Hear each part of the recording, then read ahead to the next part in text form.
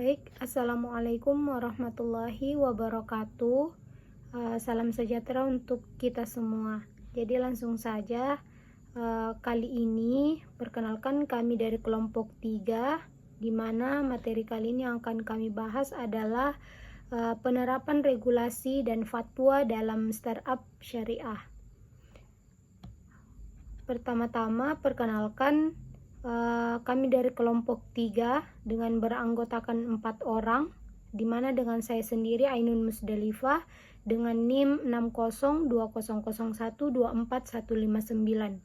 Kemudian yang kedua ada Fadia Nurul Hairiyah dengan NIM 602001245139. Kemudian ada yang ketiga Muhammad Fauzi Anas 602001240086. Dan yang terakhir ada Muhammad Agis Fikro dengan NIM 602001241119.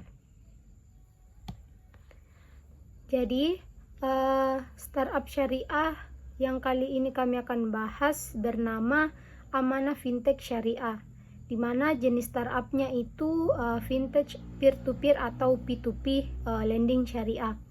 Kemudian dia memiliki izin resmi atau terdaftar dan berizin dari OJK atau Otoritas Jasa Keuangan, dan kemudian telah memperoleh rekomendasi dari DSN sampai MUI atau Dewan Syariah Nasional sampai Majelis Ulama Indonesia.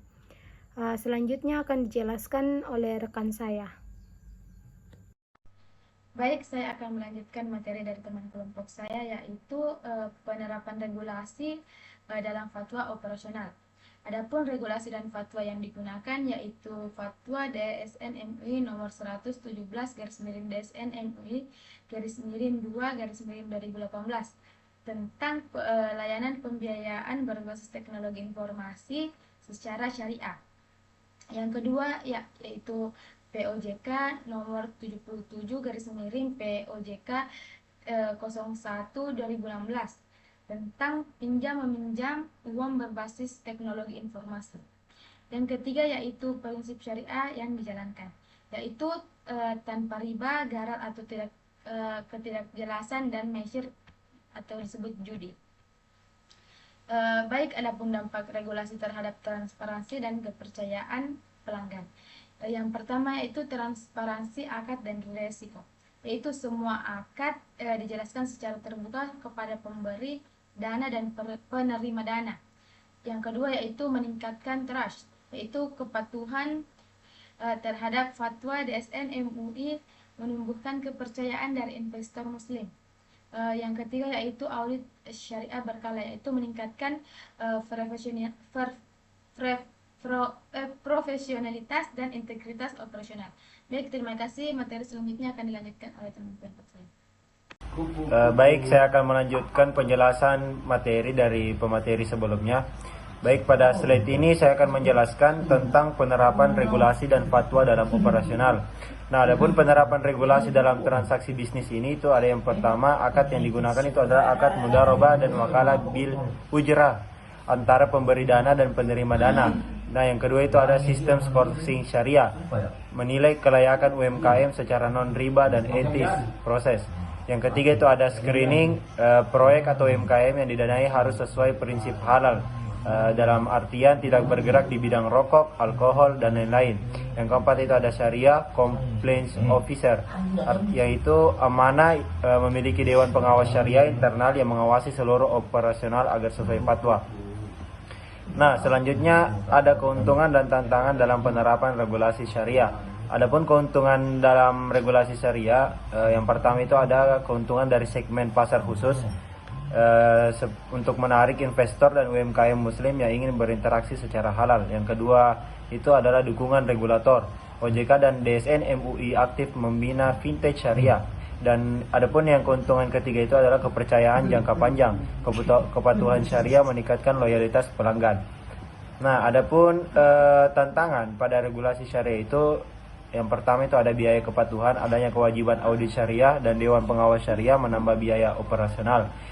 Tantangan keduanya itu ada edukasi pasar, banyak masyarakat belum paham konsep P2P lending syariah. Dan yang ketiga itu Tantangannya ada kompetisi dengan vintage konvensional, persaingan dengan bunga menarik dari platform non-syariah. Nah, mungkin itu saja sedikit penjelasan dari saya. Selanjutnya akan dilanjutkan oleh pemateri selanjutnya. Baik, sebagai kesimpulan, Amanah Vintage Syariah merupakan contoh startup yang berhasil menerapkan prinsip dan regulasi syariah dalam layanan vintage.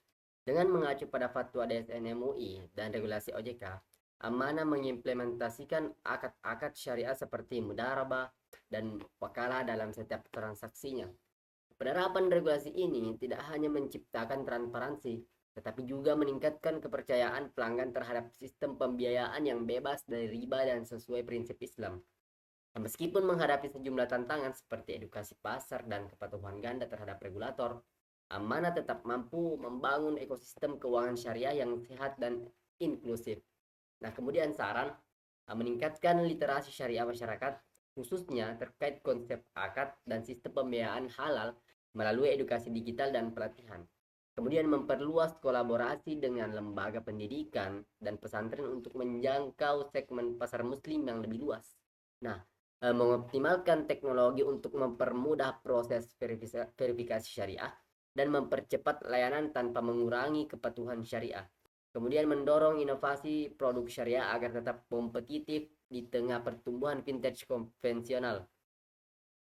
Nah, menjaga komitmen terhadap prinsip syariah meskipun dalam tekanan bisnis atau persaingan pasar demi menjaga integritas dan kepercayaan pelanggan jangka panjang. Nah, jadi mungkin hanya ini yang sempat kami paparkan, kurang dan lebih mohon dimaafkan. Saya akhiri dengan kalimat yang suci, wallahul muwaffiq ila aqwamit thoriq, minallahil musta'an walaihi tiklan. Assalamualaikum warahmatullahi wabarakatuh.